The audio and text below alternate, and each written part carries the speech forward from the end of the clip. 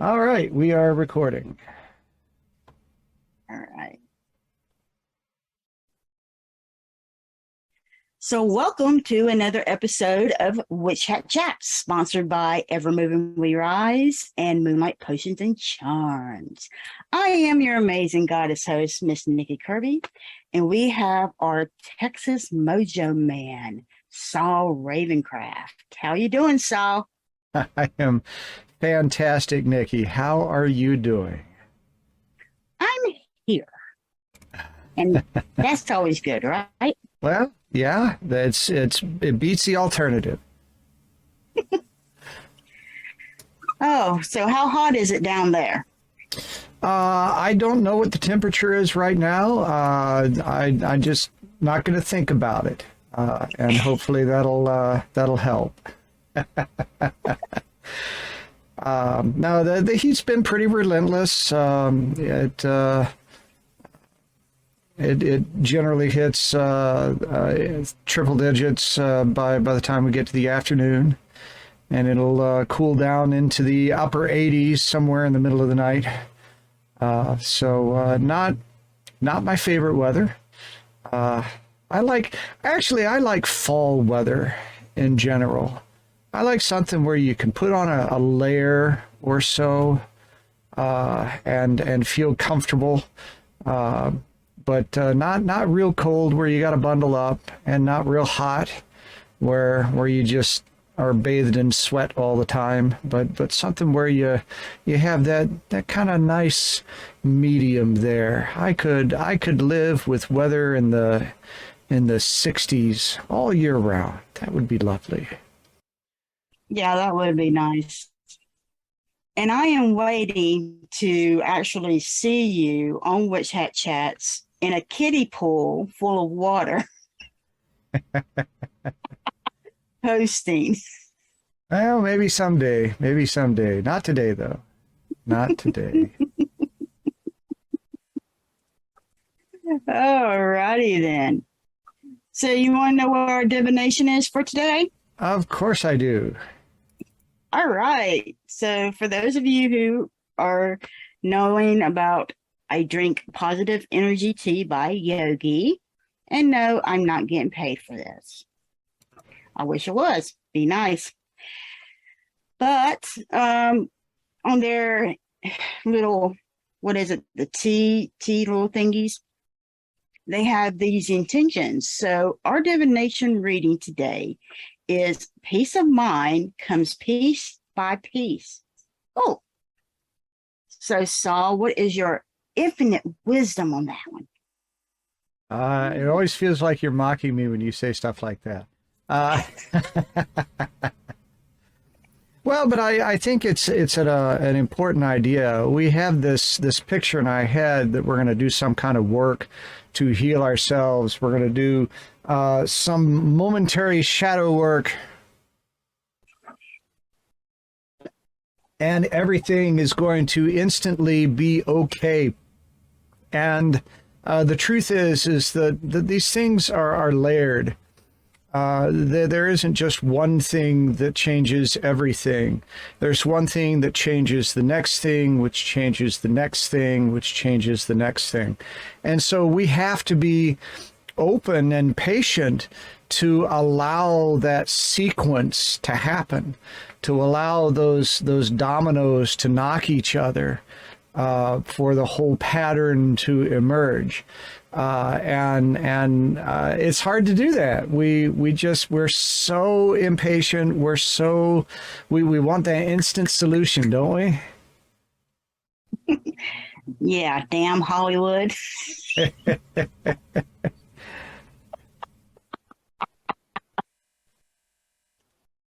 Yeah, the thing about shadow work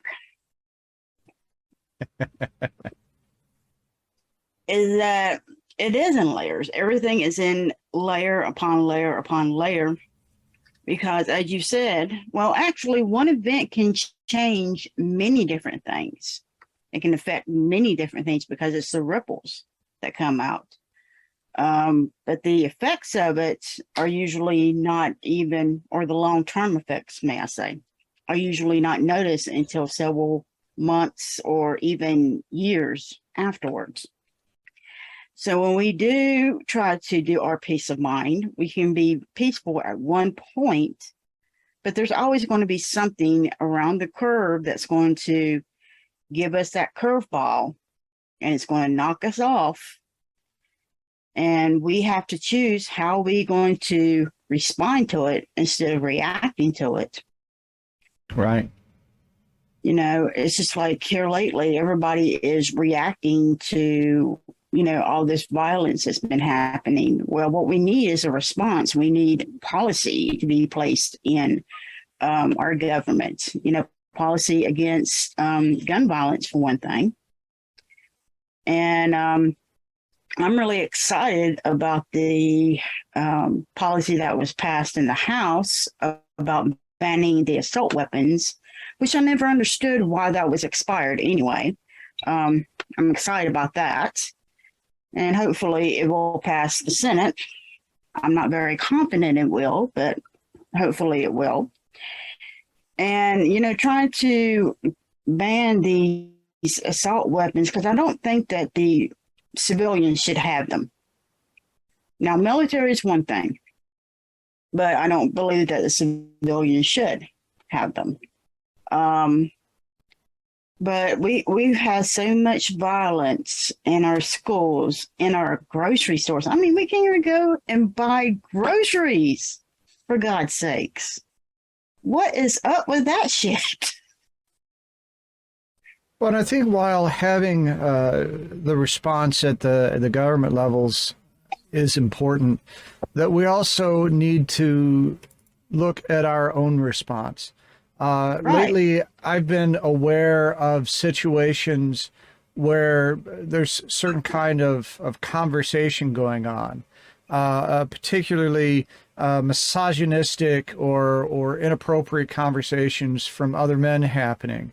I have a friend of mine who's living in Egypt right now, and she puts all these wonderful pictures, selfies that she takes. And the other day she did one that was cute of her in a bubble bath. There was nothing particularly evocative about it. She was well covered. It was very tasteful, but it was cute. It was adorable. And the first thing was some idiot guy put a comment on there going, "I would take a shower with you." And, like, dude, really? Seriously? And I realized that exactly what I should do every time I see that is I should respond. I should put my opinion out there that I don't think this is appropriate. And so I replied to his response and said, "Ooh, not cool." And she deleted the comment, which she well should have. But I realized how many times I've been guilty of seeing something like that and just kind of rolling my eyes and moving on without putting a stamp on it. Situations where I'm talking to people and they express an approach that is out of line, and then I just go, I just don't want to fight about that right now. When I should mention that there are other opinions, that there are other perspectives out there. And when we see things that glorify this kind of just craziness with violence and that sort of thing, we need to be able to, I don't think that we need to remove all fantasy about that kind of thing. I don't think all shoot 'em up games need to go away or anything like that. But we should be open about tone and things, and we should be open about where something is crossing a line, because as that ripple echoes out, the people that are making policy, the people that are our neighbors, are going to respond to that in some way. And that's how it changes. It's got to come from the top down, but it's got to come from the bottom up. And somewhere it meets in the middle. And also, if people don't do what you want them to, you need to fire their ass and work on somebody who will. Yep. Don't forget that power. It's a big power. Oh, yeah, it is. They got to believe you're going to do it. And there's part of me that thinks we should fire everybody, every single cycle for a few years until we get a group in there that is so frightened and confused that they will listen to us. Yeah, let's start with the Supreme Court. Okay, so. All right. So, Texas Mojo Man, what are your announcements? What you are going to be up to?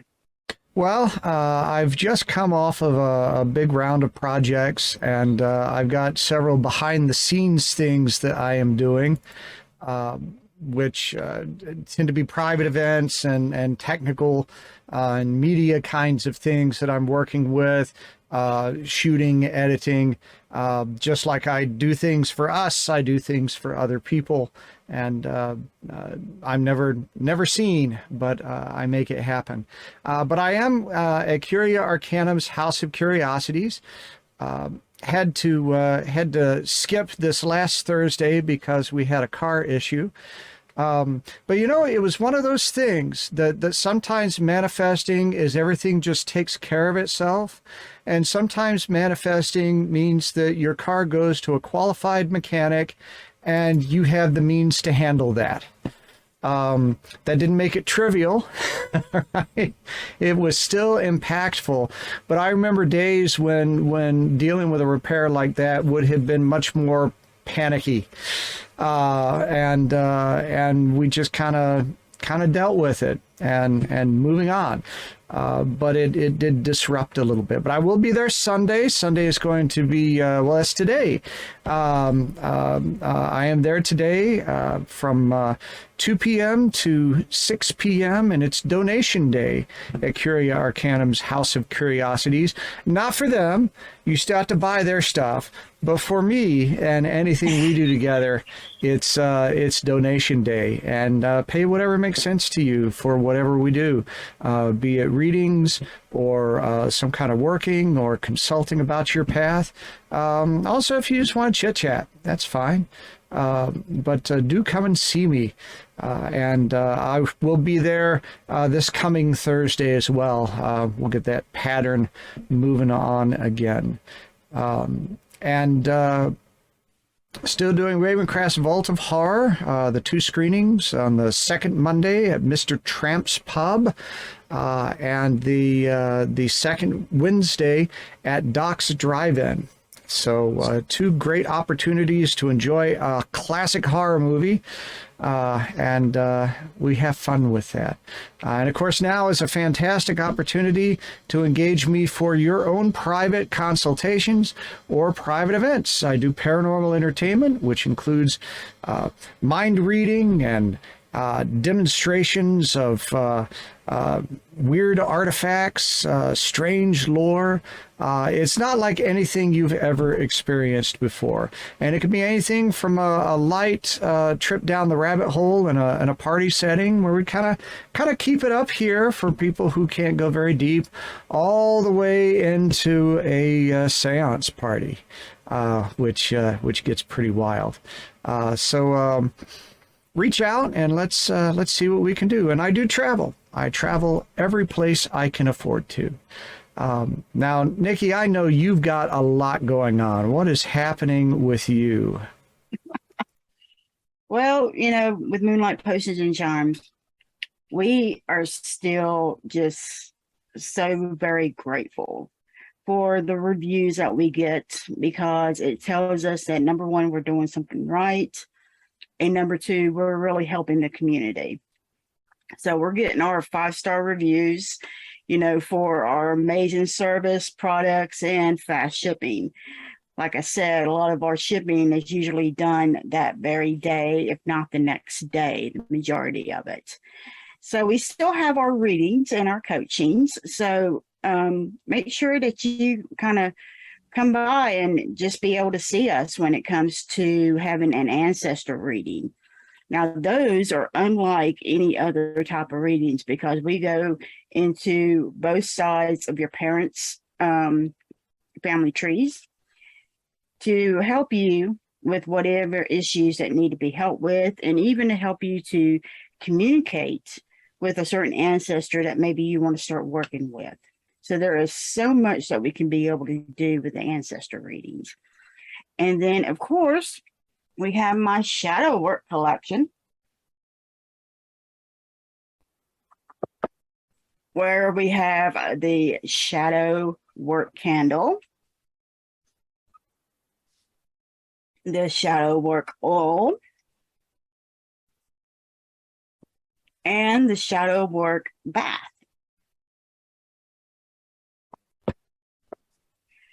If we were actually drinking alcohol, I think we'd be drunk by this time. But anyway, we got all of those, and I'm going to actually have them combined into a collection that you can be able to purchase, and probably in about a week or so. And that way you can be able to get them all at one decent price. And it's to be able to help you jumpstart your shadow work, and to be able to kind of help you with all those emotions that may be coming up. So you'll be able to get those. And then we also have the Phoenix Crossroads Academy, and our feature class starts in October, and that's the Evermoving We Rise First Degree Fire class. And yes, that consists of so many things that most first degrees don't go through in most traditions, like shadow work, mindfulness, and we don't only discuss 3, we also do practice as well. So we're very well rounded with our first degree. So make sure you come to www.moonlightpotionscharms.com and find out everything that we're doing. And then with Evermoving We Rise, we got our new moon ritual, and that is on August the 28th. And we're very excited about that. We just got finished with our Lammas ritual about a week ago. And it was amazing, because we created a shadow work grimoire. So that was a very beautiful ritual, and I'm really looking forward to seeing what we're going to be doing for the new moon ritual on the 28th, which is at 8 p.m. Eastern Standard Time. And so you check out our Facebook page for all of that information. And of course, Saul and I are available for any type of meetings that you have online. We have, or events that you want to do. We also are available for our own readings and stuff like that. So you just contact us through our Facebook page, and we'll be able to get back in touch with you. So make sure you like our Facebook page, and that way you'll get all the updates that we're doing. And with that, we have to have a word from our sponsors, and we'll be right back with our guest host. I'm Saul Ravencraft, co-host of Witch Hat Chats. I understand just how confusing and chaotic it can be to open to a path of magic and manifestation. Everything seems to turn on its head. I want to be an ally as you find the way upon your path. My studio setup will let us do readings, coaching, and exploration virtually, just as though you were sitting across the table from me. One size does not fit all, and we will work together to craft the right approaches to build your practice, your confidence, and your power using the tools of divination, magical works, and spirit connections. It's never too late to embrace a new path and emerge empowered. Go to TexasMojoMan.com and select Contact to begin. There's a message now. Let's get started working on your very good fortune. We are all magical beings. As a solitary magical practitioner, you can grow and develop yourself independently. Yet, the solitary path can be difficult and lonely with setbacks and self-doubts, and as you find your way without affirmations, reinforcements, or a safe space to practice, what do you do when things bump back? At Evermoving We Rise, our name is our lifestyle. We realize that everyone's spiritual journey is extremely personal, but more easily traveled with reinforcement. We teach you to understand and use the magical tools at your fingertips, while being upheld and developing personal responsibility for your own spirituality. We have a safe space to practice and learn as you master your craft. When situations bump back, you will have the entire community behind you, as we are a magical family who work to sustain each other. Discover the benefits of working within a society dedicated to helping you grow on your personal path. Start today.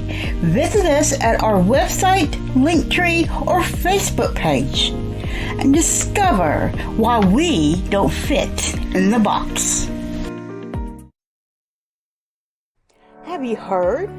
People are raving about Moonlight potions and charms with 5-star reviews. 5 stars for excellent products, amazing services, and fast shipping. We are an Etsy star seller. Listen to some of our reviews. Author and owner of Wicked Witch Studios, Dorothy Morrison said, "I'm in love. The Marie Laveau Altar on the Go is absolutely amazing and jam-packed with everything one could possibly need, no matter what sort of magic they're planning. Kudos on a great product." Jess said, "Absolutely love the Papa Legba prayer candle. I've been hunting for a good Papa Legba candle forever with zero success, and I adore this one." High Priestess said, "Adorable wooden coffins. Can't wait to use them." And Angelica said about our ancestor oil, "Exceeded my expectations. Packaged with love and smells amazing. Definitely recommending and buying again." Make sure to check out our Bubbling Cauldron Bath Bombs, available in Luck of the Irish, Lavender, and Dragon's Blood. Our magical milk baths are also available in Papa Legba Purification, White Flowers, Lucky Love, and Van Van. All are homemade and spelled with love, care, and intention.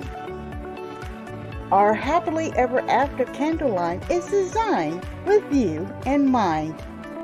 There is so much more in our Wicked store to help you to embrace the power of your own magic. So come on in to Moonlight Potions and Charms at www.moonlightpotionscharms.com and discover the wicked things that ignite the magical passion in you. We're rolling. Welcome back to Witch Hat Chats. I'm here with Miss Nikki, and it looks like it's time for us to bring in our guest host. Are you ready? I am. Why don't you introduce her? My pleasure.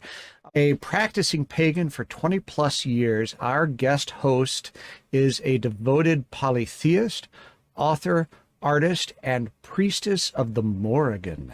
A founding member of Morrigu's Daughters, she has organized several pagan gatherings. Her blog, Dark Goddess Musings, conveys her thoughts on cursing and prayers to the Morrigan.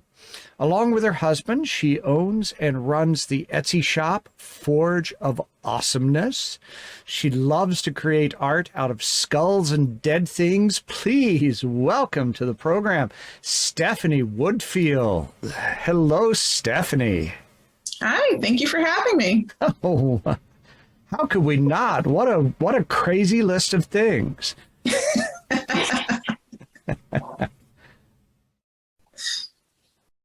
I do have some interesting hobbies, I guess. Ah, what a path. I love it.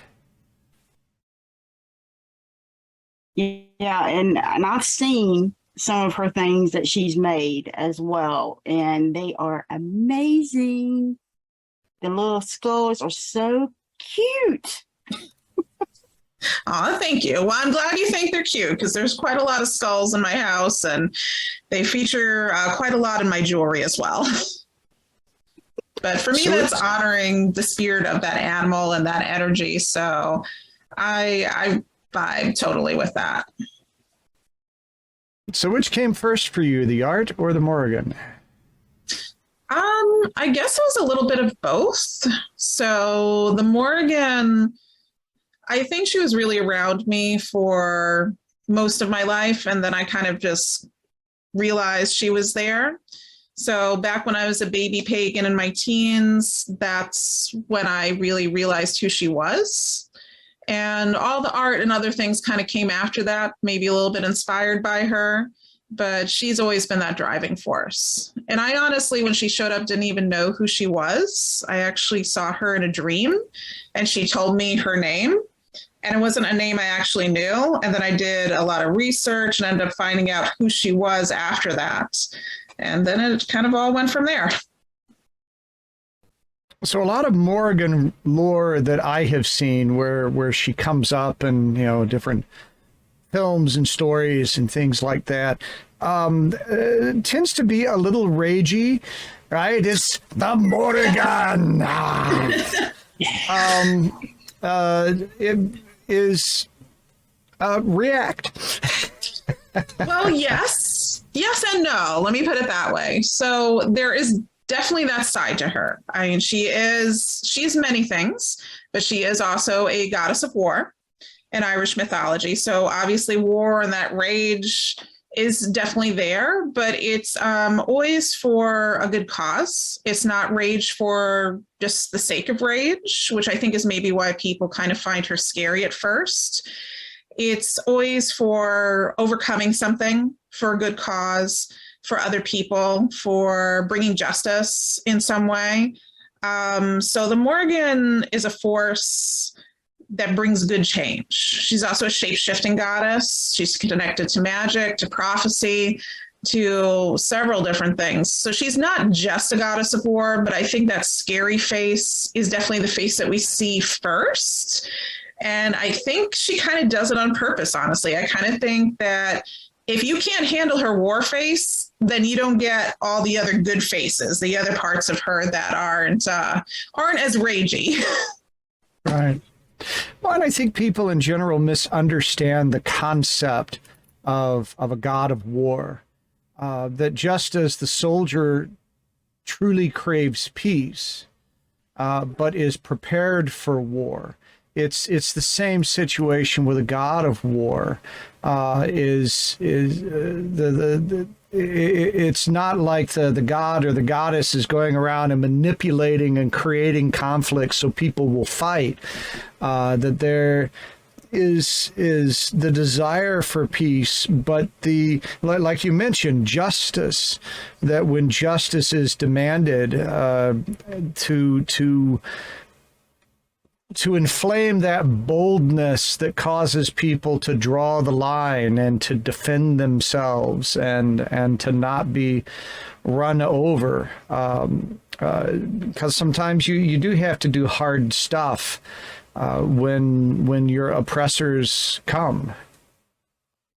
Absolutely. And yeah, it's not because she wants that struggle. She's that force that sees you through to the other side, that sees you through to victory. That's definitely the ultimate goal, to be victorious over those obstacles and to have a better future afterwards. And I think that is kind of scary too. I mean, we don't like the idea of change. We like things to stay the way they are. And, status quo, it's it's kind of like the devil that even if things aren't great, it's a situation that you understand, and changing your situations in life can be really scary. So yes, absolutely.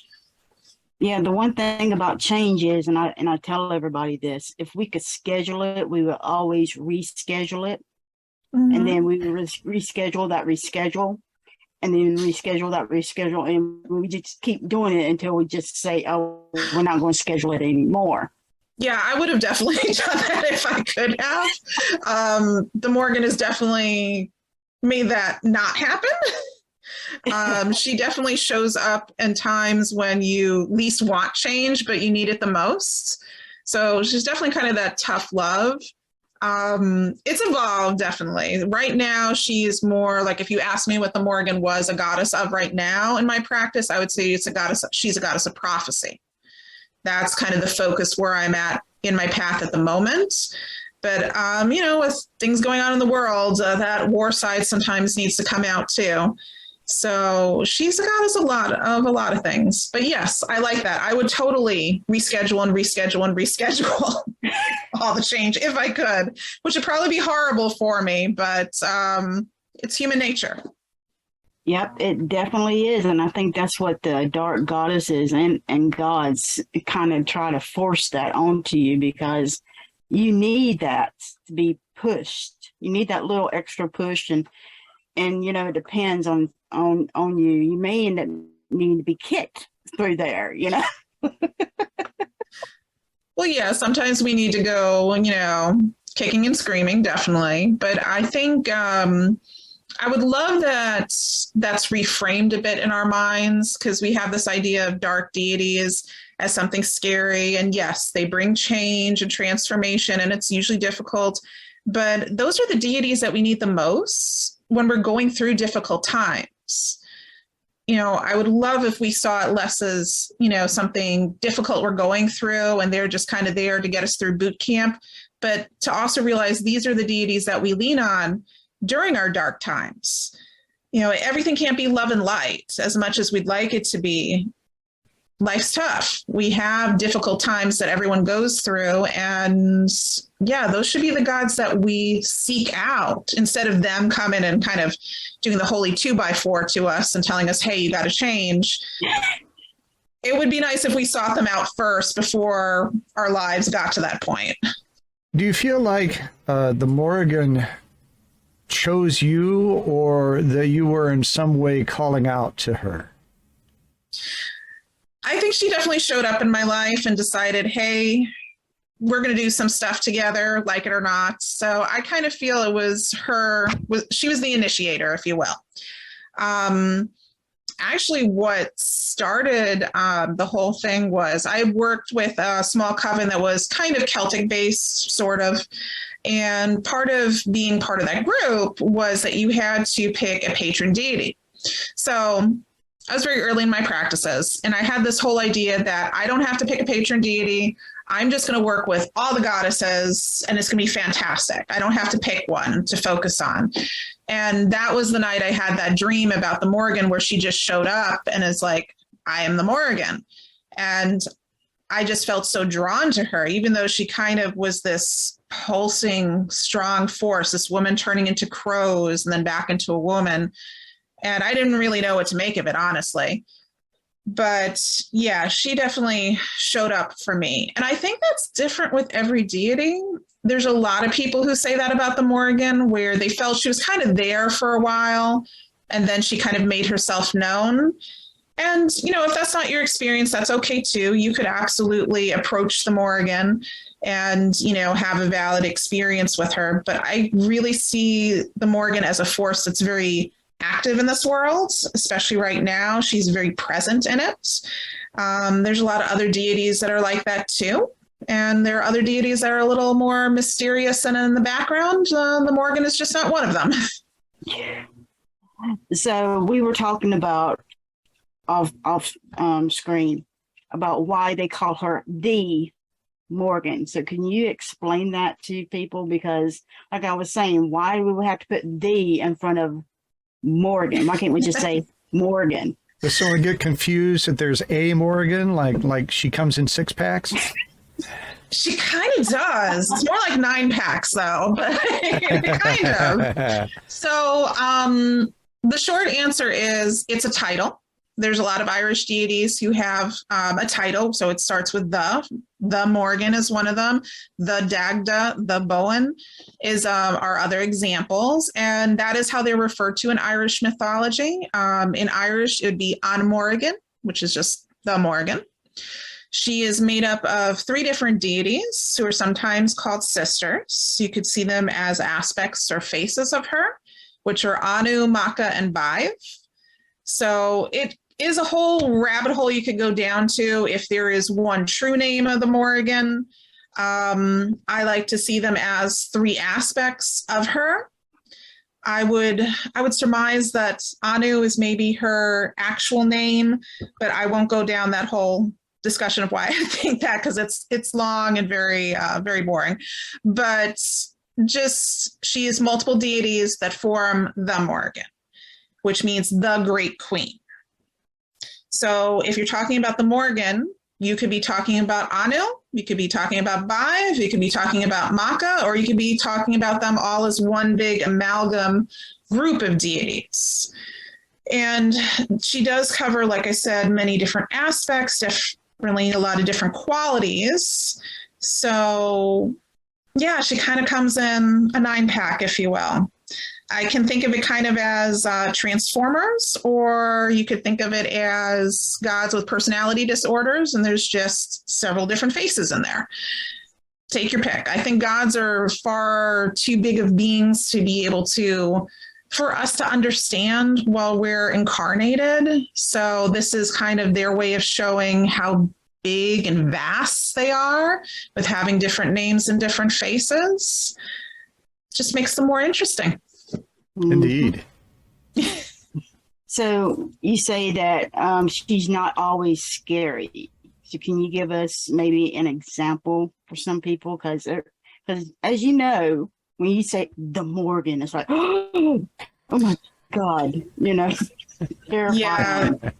Like we were talking offline earlier, it was kind of like saying Voldemort 10, 11 years ago. People were very scared of her. Sure, there's a lot of different sides to her. I think, oddly, the most comforting is her as the washer at the ford. So the washer at the ford is connected to death omens. You would see the washerwoman if you were going to battle and you were not going to survive that battle. But that aspect of her that I've worked with is very comforting. She's the side of the Morrigan that will sit with you and cry and wail with you and let you release all of your emotions and all of your sadness and fear, and let that wash away and cleanse it away. It's not like she's saying, oh, it's going to be all better, don't worry.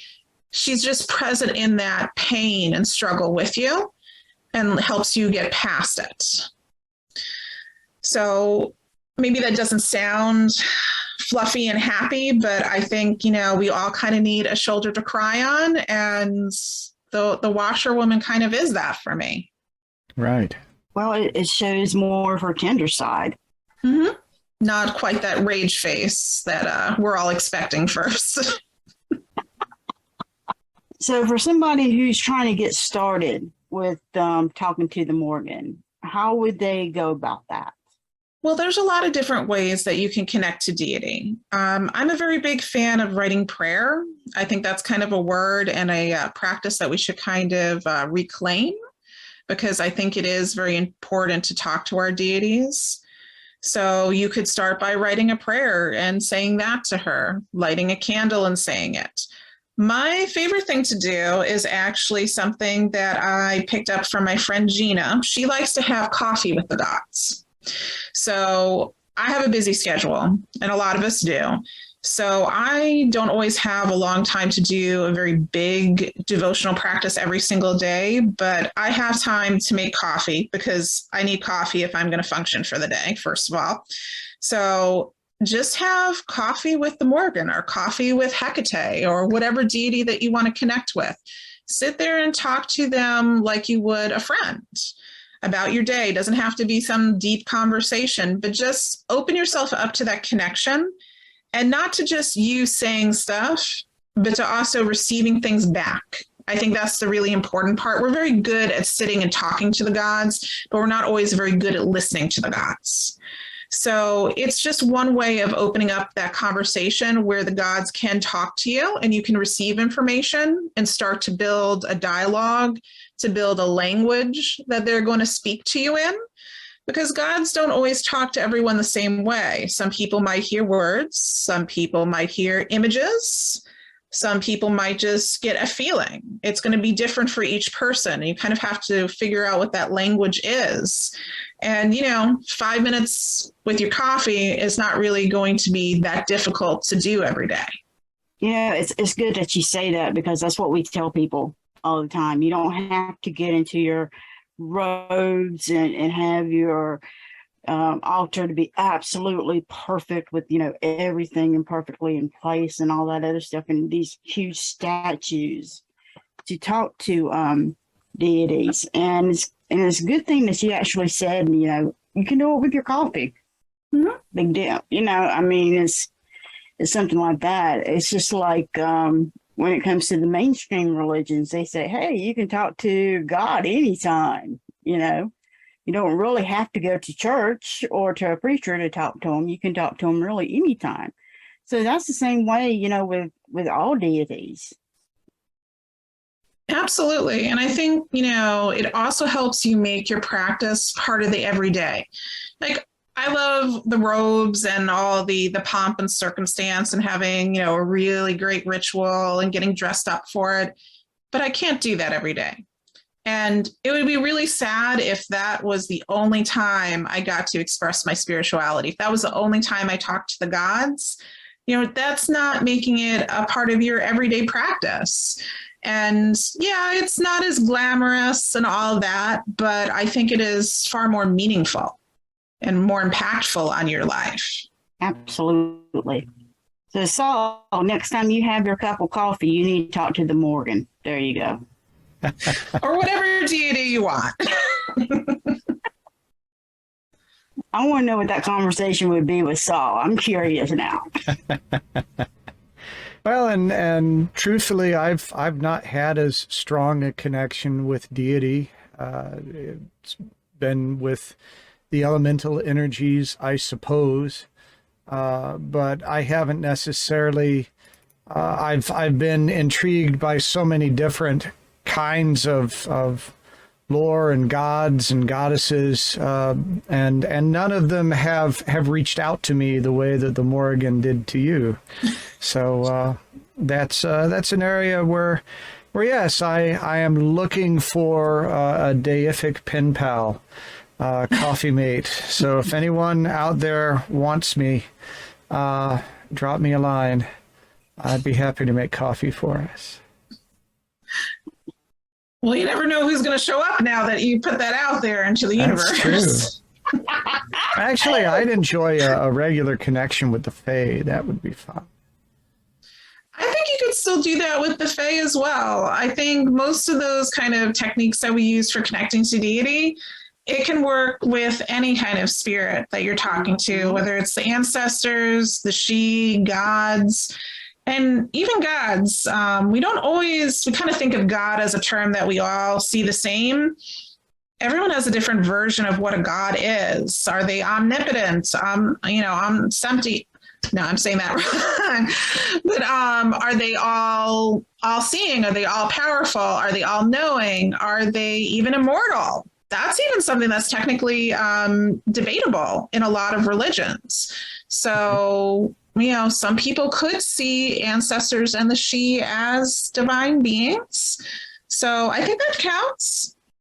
Well, I think if I'm going to have coffee with the she, I'll probably have to Irish it up a little bit. And I'm not opposed to that. Definitely lots of butter. I'm not opposed to that. Yeah, put some Irish cream in your coffee. I don't think that's what I was meaning. Yeah, but we're trying to be nice here. Little Irish whiskey. So let's, while I Irish up my coffee, we're going to go ahead and get a word from our sponsors. Stuff you gotta know. We'll be right back. We are all magical beings. As a solitary magical practitioner, you can grow and develop yourself independently. Yet, the solitary path can be difficult and lonely with setbacks and self-doubts, and as you find your way without affirmations, reinforcements, or a safe space to practice, what do you do when things bump back? At Evermoving We Rise, our name is our lifestyle. We realize that everyone's spiritual journey is extremely personal, but more easily traveled with reinforcement. We teach you to understand and use the magical tools at your fingertips, while being upheld and developing personal responsibility for your own spirituality. We have a safe space to practice and learn as you master your craft. When situations bump back, you will have the entire community behind you, as we are a magical family who work to sustain each other. Discover the benefits of working within a society dedicated to helping you grow on your personal path. Start today. Visit us at our website, Linktree, or Facebook page and discover why we don't fit in the box. At Witch Hat Chats, we promote magical knowledge, arts, and music from all cultures. We invite you to join us as our guest to share your practice, especially if your traditions are lesser known. Email us at witchhatchats@gmail.com. Tune in every Sunday at 1 p.m. Eastern Standard Time on our Facebook page. And welcome back to Witch Hat Chats. And Sal and I are chatting with Miss Stephanie Woodfield. And Miss Stephanie, why don't you tell us about what is devotion to a deity? What does that actually mean? Well, devotion can mean a lot of things to different people, but in general, it is building a relationship with deity. And I think that's probably the scary thing. Everyone's relationship to deity is going to look different. And in my most recent book, Dedicant, Devotee, Priest, I talk about that there's different types of relationships. And I think sometimes we kind of see them as levels, and like you think you have to like level up and get all the badges. And that's really not what it is. We're all going to have different areas and different levels of connection to deity. But for me, it's really about making it part of my everyday life. And like we were talking about with having coffee with the Morrigan or coffee with Hecate or whatever deity that you want, it's the little things that brings deity and magic and that connection with the divine into the everyday. So yes, you are honoring the deity. You're showing reverence to the deity. But I think the most important part is that you are building a relationship and an actual connection to them.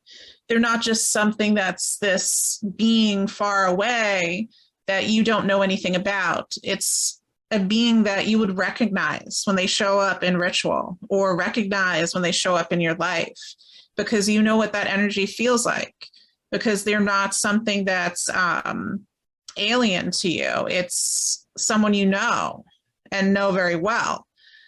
And that, as we were talking about a little bit offline, is not something that you can create like a formula for.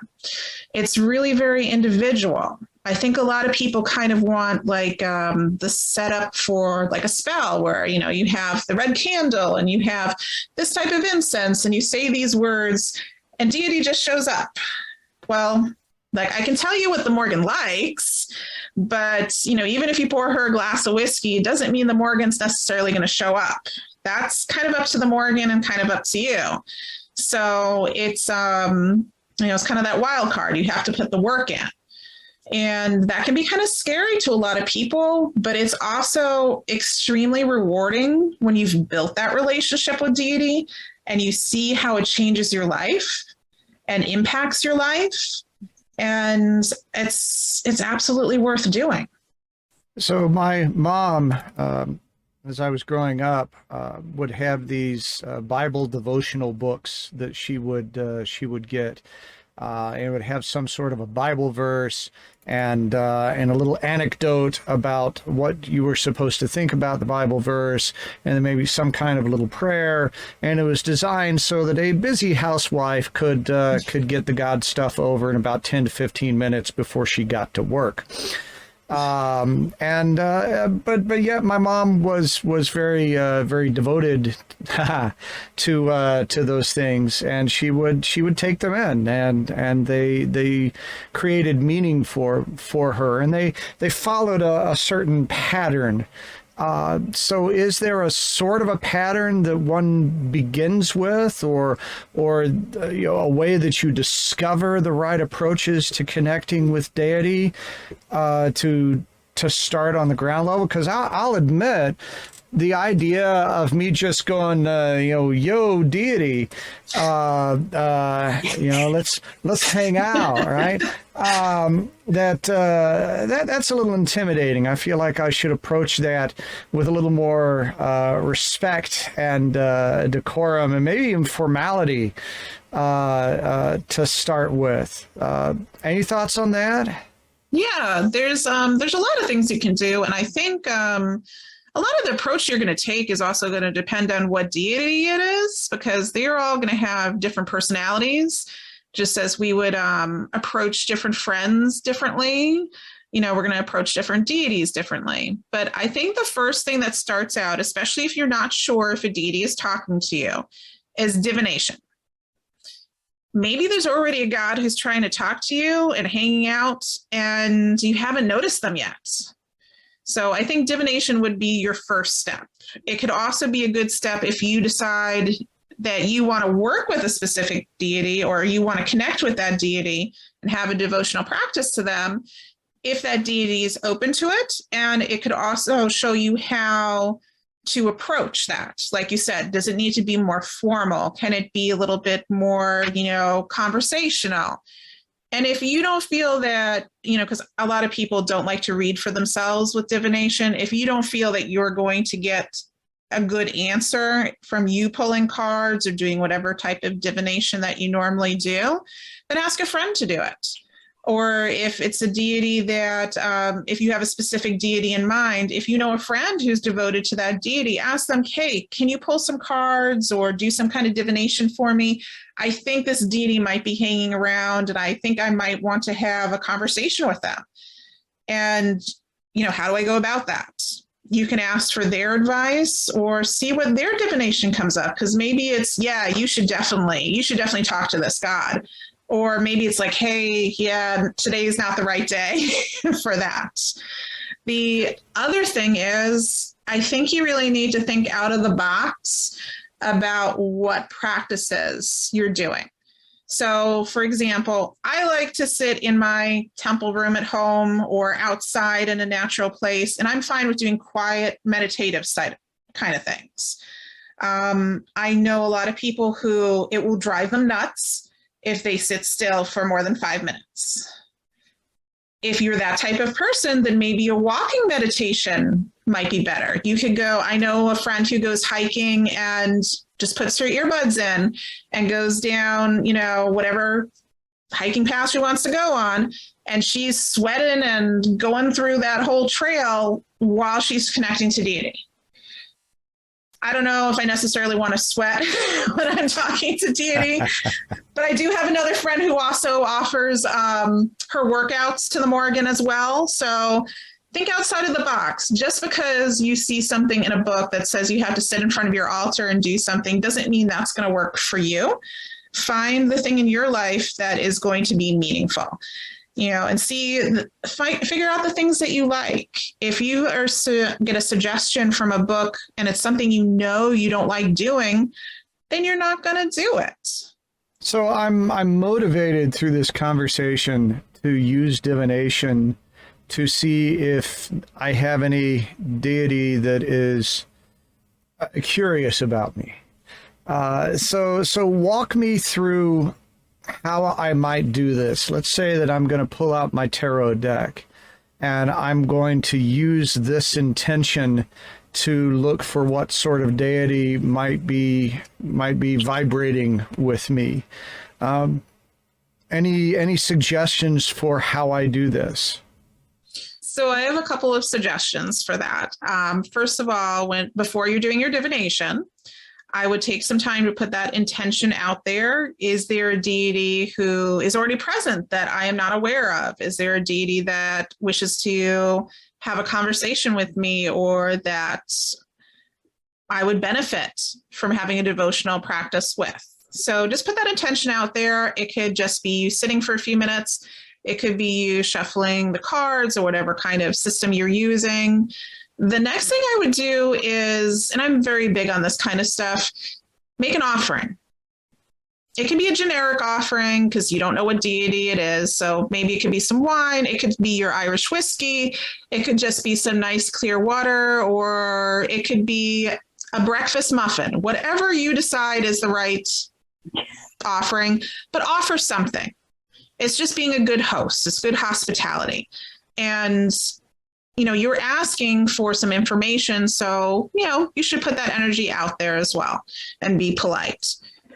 Then as far as what you get in your reading, I would write it down, because it's probably not necessarily going to make sense depending on what kind of system you're using. It might not have cards that represent deity or show an image that would necessarily make you think of a deity. It might even be a deity that you're not even aware of or know their name. So write down or take a picture with your phone the cards that you get. And I think really take your time with it and see what other omens that you get. At least for me, even if I do a reading with cards, when I put that intention out there that I'm trying to receive a message, sometimes I'm going to get some other omens in the rest of my life. Maybe we go by a billboard with a specific image, and maybe it makes you think of the card that you pulled. Maybe something happens at work, or when you're driving somewhere, you see something.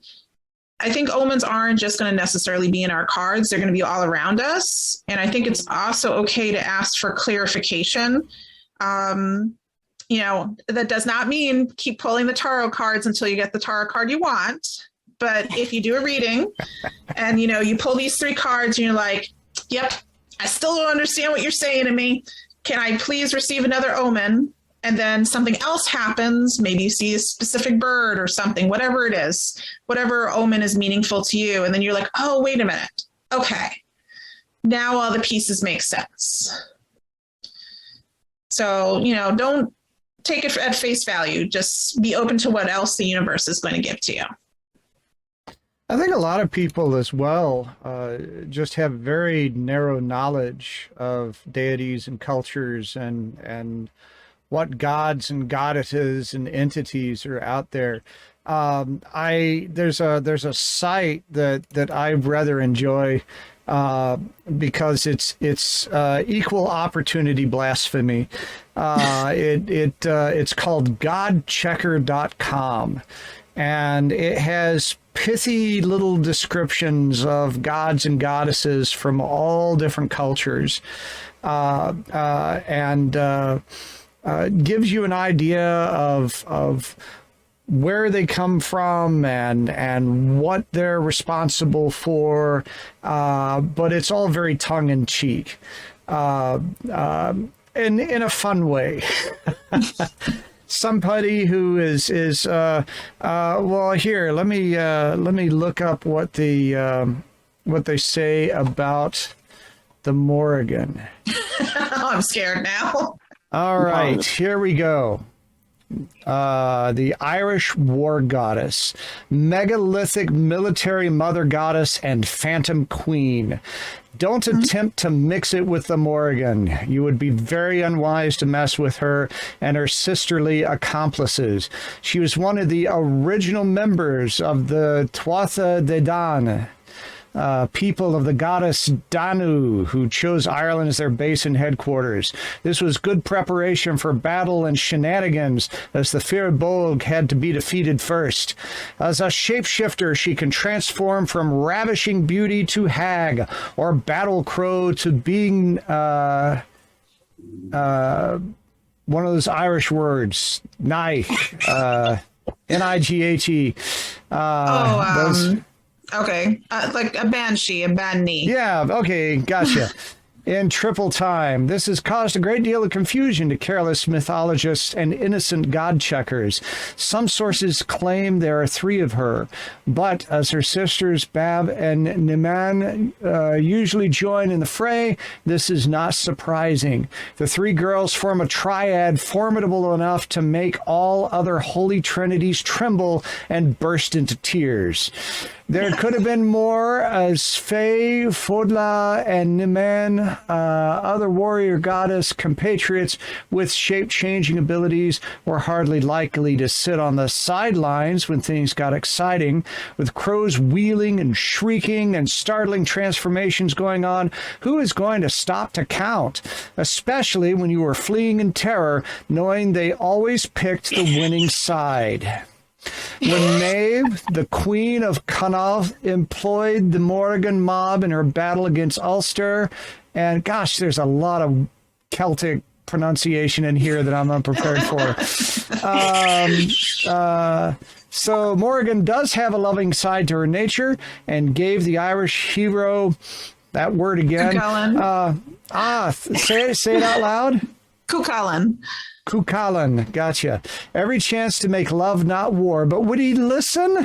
That's why he is now only commemorated as a statue of a dying warrior with the Morrigan crow on his shoulder. Who knows what she could be saying to him? Far from fading away, the Morrigan is still exceedingly popular and has many followers. There no longer seems to be a pecking order for battle crows. She is more into utilizing earth energy, which is very nice to know. A dark green goddess from the Emerald Isle. And that's pretty interesting. I think it made the Morrigan sound like a really goth, like metal girl band that are going to spank the audience or something. Like that was very intense. And expertise are in war. Her good evil rating is okay, not bad. So that's an example of what you get in God Checker. And you can just go and look for gods that are connected with certain things, or look at a tradition and what gods and goddesses are in there. And sometimes it'll show you relationships between others. So if you're not into doing the deep study yet, right? If you're still finding your way into what it is you want to be interested in, God Checker is just a very light way to find out what's out there, and I recommend it very highly. It's definitely amusing. I mean, can you imagine if you would have heard that description when you were just getting to know her and just met her? What that would have done. Well, you know what though? That was okay. It wasn't as funny or tongue in cheek, but that is kind of the description I got when I first started to work with the Morrigan, which is part of why I've written my books. My first book was about her, and it was in a time when, again, she was just a scary goddess, and That was part of why I wrote it. But when I had that dream and encountered her, that was the first thing I did. I looked for information about her, and the only pagan book I had that had anything to say about her said, wait a minute, she's scary. Back away slowly. Don't work with her. She's all about blood and war. And I'm like, but that's not what I saw in my dream. Morrigan smash. Yeah, exactly. Morrigan smash.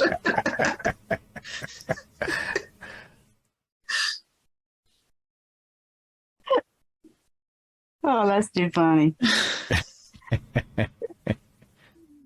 And with that, let's take a moment to listen to the messages from our sponsors, and we'll be back with the Witch's Cabinet. Have you heard? People are raving about Moonlight Potions and Charms with 5-star reviews. 5 stars for excellent products, amazing services, and fast shipping. We are an Etsy star seller. Listen to some of our reviews. Author and owner of Wicked Witch Studios, Dorothy Morrison said, I'm in love. The Marie Laveau altar on the go is absolutely amazing and jam-packed with everything one could possibly need, no matter what sort of magic they're planning. Kudos on a great product. Jess said, absolutely love the Papa Legba prayer candle. I've been hunting for a good Papa Legba candle forever with zero success, and I adore this one. High Priestess said, adorable wooden coffins. Can't wait to use them. And Angelica said about our ancestor oil, exceeding my expectations. Packaged with love and smells amazing. Definitely recommending and buying again.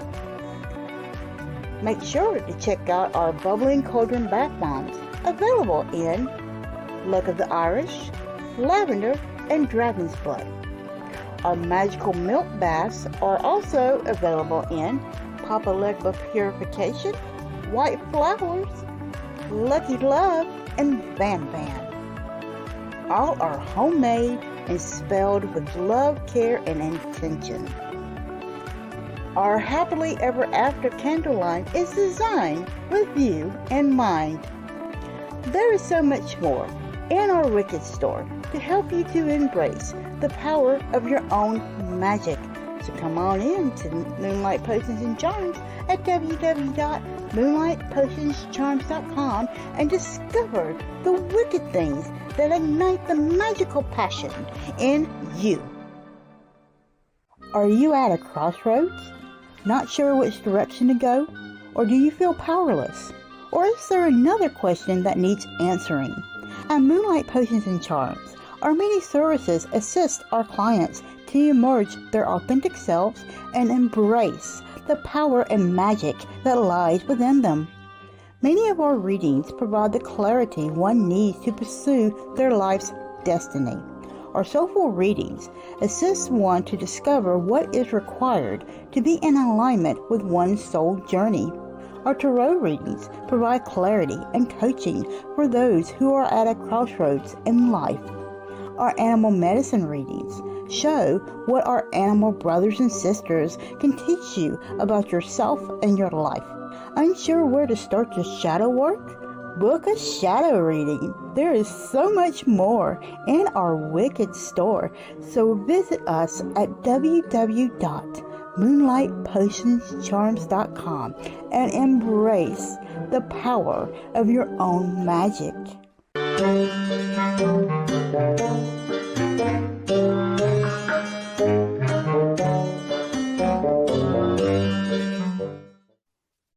And we are back with Witch Hat Chats. It is time for the Witch's Cabinet, that point where we reach into our drawers, our cabinets, our resources, and see what we can do with this stuff. Now, Stephanie, you were talking about your use of prayer as part of your devotional, and specifically writing prayers. I'd like to understand that a little more, about how that process goes into what you're doing. And are prayers easy to write? Do you have to do a lot of these and thous, and do you got to learn to speak like Thor, or how does that work? Well, it would be fun if we could speak like Thor and maybe smash some beer tankers, but no. Yes, I raise mead to thee, and smash. Yes, it is good to smash. But maybe prayers not. are actually pretty easy to write, at least for me. So in my latest book, Dedicant, Devotee, and Priest, there is a chapter about prayers. And I actually kind of break it down to a formula, because that's just what works for me. Because probably if you just let me write a prayer without having a guideline, it probably would be all thee, thou, and smash mead glass, or something like that anyway. It would probably de-evolve to it. Wait, I'm writing this down. So in general, there's 4 different elements to a prayer. And if you're interested in learning about these 4 steps in more depth, of course, you can find the book, and it'll give you a much more well thought out guideline here. But just briefly, your first step is call out to the god, deity, spirit, whatever it is you're calling to. Identify them by name. So I kind of like to call this dialing in the Stargate, because like we talked about with the Morrigan, she's the Morrigan, and she kind of is a big personality. Bive is very different than if I was trying to do a prayer to Maka or to Anu or to her as a shapeshifter or war goddess. I kind of have to dial in what part of the Morrigan do I want to talk to? And that's something that you have to do with a lot of deities. There's a lot of aspects to Hecate. What side of Hecate do I want to talk to? So you kind of have to dial in who specifically, what part of this deity do I want to talk to? So identify them by name, their titles, the characteristics, identifying relationships. Maybe they're the husband or wife of another particular deity, something that identifies them. So establish who you're talking to. Step 2 is praise how awesome they are. So, you did these great things in this mythological story. You have all these great powers. Kind of butter them up. Tell them how wonderful they are. That never hurts anyone. Step 3 is state agreements and relationships between you and the deity. This you may or may not see in some prayers, and sometimes it's very subtle. It might be just saying that you as a community are calling to them. It could also be that you are my patron deity. I have honored you for 3 years, or I have done this service to you as a deity. And it also depends on how, close you are with that deity. Or I am your priest or priestess. Whatever that connection is, it kind of, again, dials in the Stargate to your connection to deity. It reminds them what you've done for them and what they have done for you. The last is a request, a petition, or just giving thanks. So this is where you ask, may you grant me the power to overcome this obstacle. May you help me with something. May I embody this trait that you possess. Or just it could be, thank you for helping me overcome this thing. Thank you for being in my life, or all of the above. So if you kind of break it down into those 4 steps, and you can change the order of those however you like, doesn't have to start with step 1, as long as that element is in there somewhere, the prayer will come together. And if you look at other prayers, as I do in the book, if you break down ancient prayers and you break down modern prayers, they actually all follow the same format. All of those elements are usually going to be in any of the prayers that you see. And if you're ready, I can read you one of the prayers.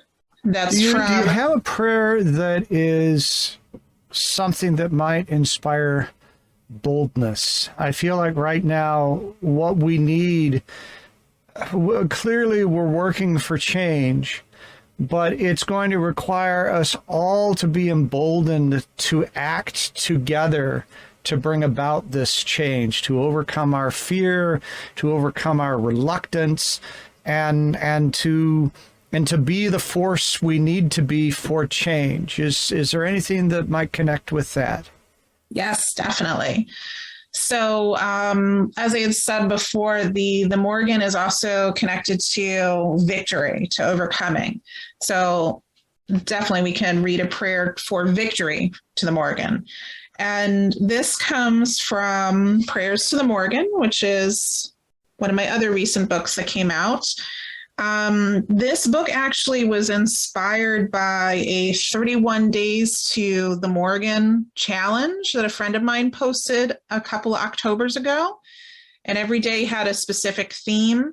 And I got in my head that I was going to just write prayers for all 31 days, which is actually kind of hard. But then I end up writing quite a lot more than 31 prayers. So this is a prayer to victory. On Morrigan, Raven Woman, Battle Crow, Bringer of Victory, the sound of spears upon shields, the rattle of chariots, the war cries of men are sweet to your ears. From you 1,000 victories bloom. From you springs forth the courage to overcome. From you comes the strength to endure. Raven Woman, Bringer of Victory, walk beside me. See me through dangers and grant me victory.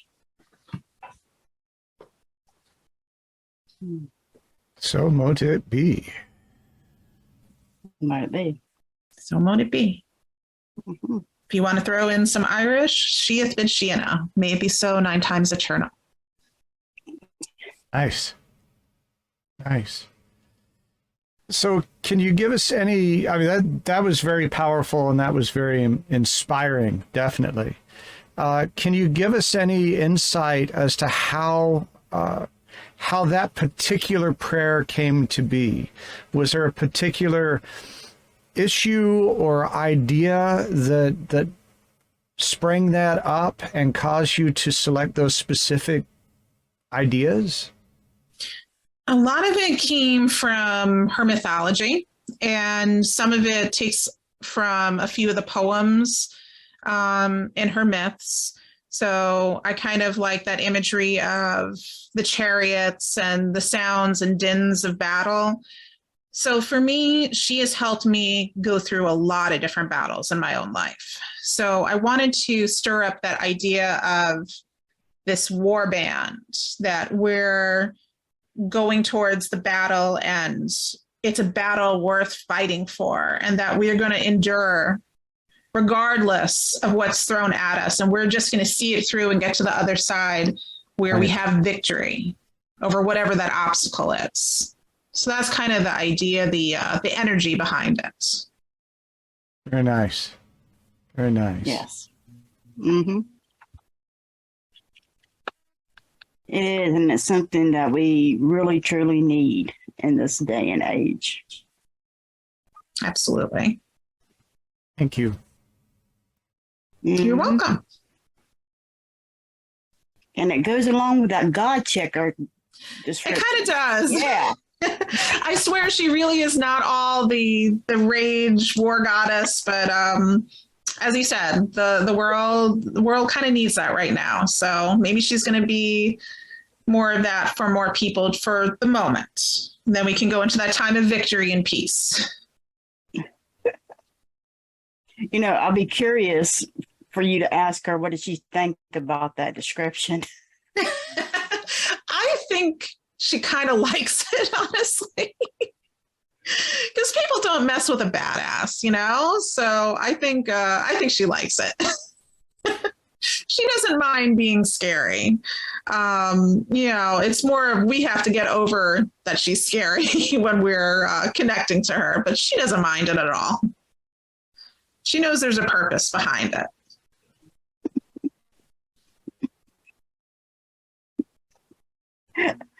All righty then. Well, where can our people reach you at, Miss Stephanie? You can find me on stephaniewoodfield.com. You can find me on Dark Goddess Musings, which is my blog.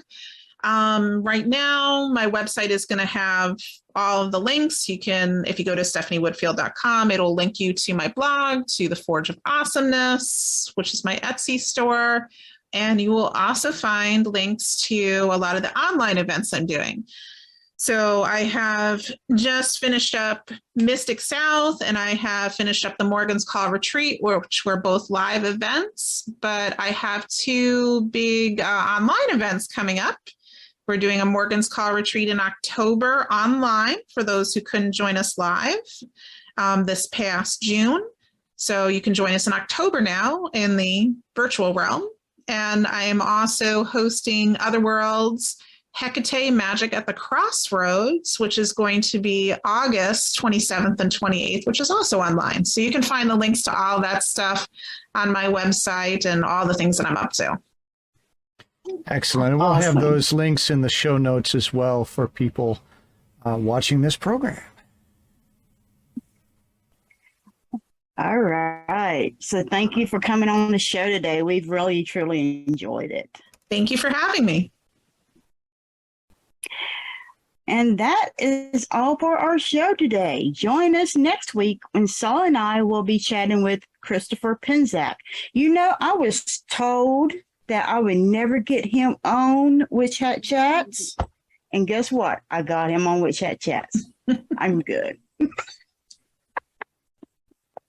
We want to thank our first responders, essential workers, and medical workers for all of your passion, your dedication, and what you're doing in this fight to win in this pandemic. Because we really, truly appreciate everything that you've done. Now, ladies, these are our rights that no one gives or takes away from us because we are not property. So make sure you understand that, and you make sure you vocal that as well.